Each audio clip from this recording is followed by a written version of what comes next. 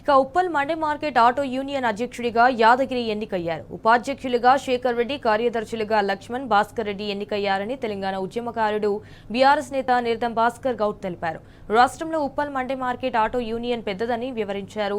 తెలంగాణ ఉద్యమ సమయంలో auto union నేతలు పాల్గొన్నారని పేర్కొన్నారు. నియోజకవర్గంలోని అతి పెద్ద ఆటో యూనియన్ అయిన ఉప్పల్ మండే మార్కెట్ అంటే చాలా ప్రసిద్ధి.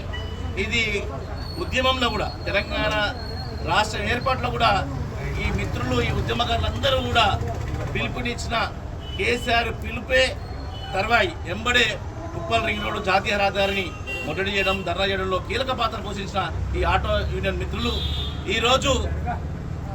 ఈరోజు శుభ సందర్భం ఎందుకంటున్నంటే రాబోయే ప్రతి ఎలక్షన్లో కూడా ఈ విధమైన ఘన విజయం అవుతుంది.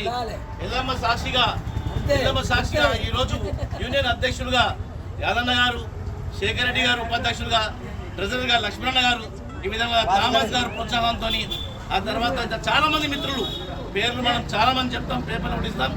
ఇదే విజయాలు తెలంగాణ రాష్ట్రంలో ఈ కలర్కు దొరుకుతుందని పూర్తి నమ్మకం ఉంది. ఆ నాయకత్వం మరొకసారి ఎగురుతుంది అని ఈ రోజు అమ్మవారి సాక్షిగా వీళ్ళు ఎంచుకోబడ్డారు. ఎలక్షన్స్ అయినాయి. ఎలక్షన్స్ అంటే మన జనరల్ ఎలక్షన్స్ ఎట్లుంటాయో ఆ విధంగా వీళ్ళు ఎలక్షన్స్ పెట్టుకొని మెజార్టీతో గెలిచిన సందర్భంలో వీళ్ళకి శుభాకాంక్షలు తెలియజేస్తున్నాం. ఈ సందర్భంగా రాబోయే ఎలక్షన్లో కూడా ఈ కలర్ 100% అందరి ప్రజలలో ఇదే విజయం ముందుకు వద్దని ఆశిస్తున్నాం. ధన్యవాదాలు.